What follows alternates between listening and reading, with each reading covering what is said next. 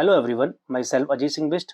हम कल से पढ़ रहे थे इंडियन पॉलिटी के अंदर कुछ ऑर्गेनाइजेशन संस्थाएं, वो भी कौन सी संवैधानिक। जैसे मैंने कल आपको बताया था कि दो तरह की संस्थाएं होती हैं हमारी इंडियन पॉलिटी के अंदर, एक संवैधानिक और एक गैर संवैधानिक। संवैधानिक वो जिनका जिक्र संविधान में हुआ है, और गैर संवैधानिक वो संविधान से बाहर की वो जिनका जिक्र संविधान में नहीं हुआ है। तो प्रीवियस वीडियो आप देख लीजिए, वहां पे मैंने बताया है।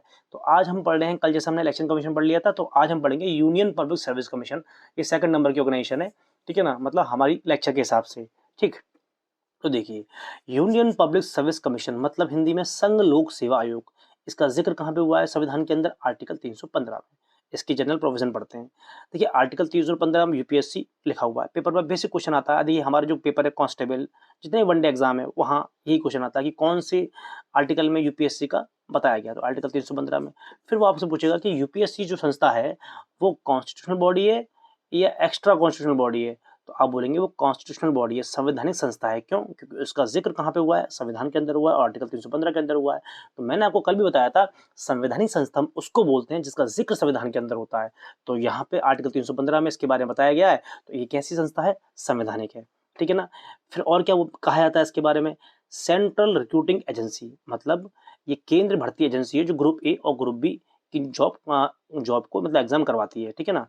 ग्रुप ए ग्रुप बी ऐसे आपकी सिविल सर्वेंट के जो एग्जाम होते हैं, आईएएस आईपीएस का पेपर जो एग्जाम होता है सिविल सर्वेंट का, उसके अंदर ये आईएएस आईपीएस आते हैं। तो सारे एग्जाम ये IFS Indian foreign services, IES Indian economic services, NDA यही करवाती है, ठीक है ना। सीडीएस यही करवाती है, सीएपीएफ यही करवाती है, ठीक है ना। तो बहुत सारे ये एग्जाम करवाती है जो ग्रुप ए और ग्रुप बी के होते हैं, ठीक।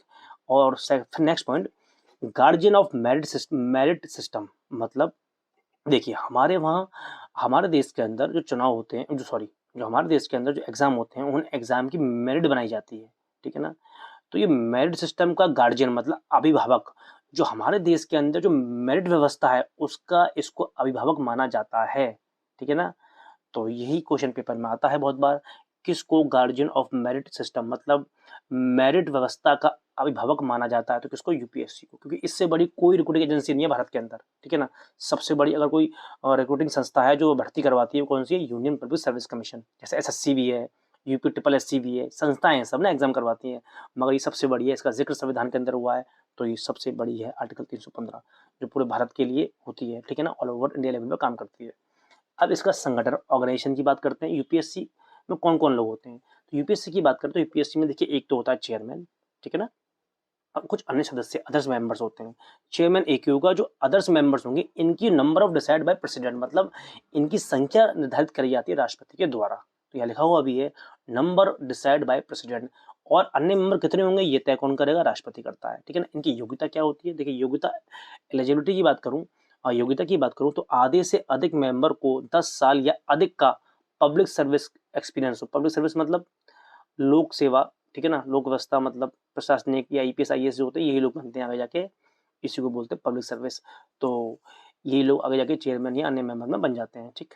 देखते हैं नेक्स्ट स्लाइड इसकी। तो यूपीएससी की मैं बात करूं तो उसके चेयरमैन और इसके मेंबर्स, जो इसमें मुख्य जो उसका अध्यक्ष होता है और जो इसमें अन्य सदस्य होते हैं, उनकी नियुक्ति राष्ट्रपति के द्वारा की जाती है, ठीक है ना। टर्म कार्यकाल, कार्यकाल 6 वर्ष का होता है, 6 साल तक, ठीक है ना, या 65 वर्ष की आयु तक। इन दोनों में से कोई जो पहले हो वो। मैंने कल भी बताया था आपको, मान लीजिए कोई 60 ईयर में बना हुआ है तो 5 साल तक रहेगा। कोई 62 ईयर की एज में बना है तो कितने साल रहेगा? 3 साल रह पाएगा, ठीक है ना। तो इस टाइप में ये है। कार्यकाल से पहले हटाना, देख कार्यकाल से पहले इन्हें कैसे हटाया जाएगा? तो उसका आधार क्या है, ग्राउंड क्या है? अगर कार्यकाल से पहले हटाना हो, देख कार्यकाल से पहले हम क्यों हटाएंगे? मिसबिहेवियर कर दे, ऐसा कर दे जो संविधान जो अपनी पावर का मिसयूज करे, ठीक है ना, तब इसे कार्यकाल से पहले भी हटाया जा सकता है। तो इसका आधार क्या होगा, ग्राउंड क्या होगा? कार्यकाल से पहले कोई आधार तो होगा, किस आधार पर बनाएंगे? तो साबित कदाचार, मतलब लिखा हुआ भी है, प्रूव्ड मिसबिहेवियर, मतलब जो उसके कर्तव्य हैं वो ना करे, सही से काम ना करे अपना, ठीक है ना, अपने अधिकारों का मिसयूज करे, उस टाइप में उन्हें बोलते हैं साबित कदाचार। संविधान का उल्लंघन करे, ठीक। प्रोसेस, अगर इस पर साबित कदाचार लगेगा तो उसका आधार, उसकी क्रिया क्या होगी, प्रोसेस प्रक्रिया क्या होगी, प्रोसेस क्या होगा, तो समझते हैं। सुप्रीम कोर्ट का इंस्ट्रक्शन, सुप्रीम कोर्ट जांच करता है, जब इस पर साबित पता चलता है तो सुप्रीम कोर्ट के इंस्ट्रक्शन के बाद मतलब जांच करते हैं, और एडवाइस के बाद सुप्रीम कोर्ट एडवाइस देता है राष्ट्रपति को और राष्ट्रपति इसे हटा देता है, ठीक है ना।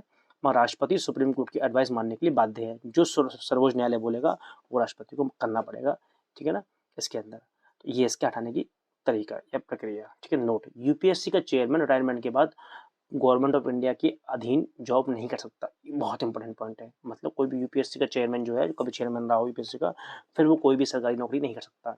यूपीएससी का जो सदस्य होता है, मेंबर्स, मैंने बताया था, जैसे मैंने आपको जैसे पीछे बताया था, मेंबर्स होते हैं, चेयरमैन होते हैं।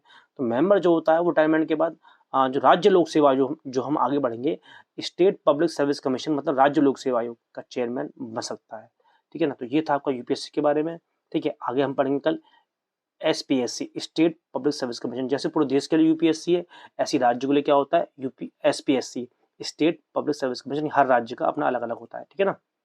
तो कल पढ़ेंगे इसके बारे में। Thank you.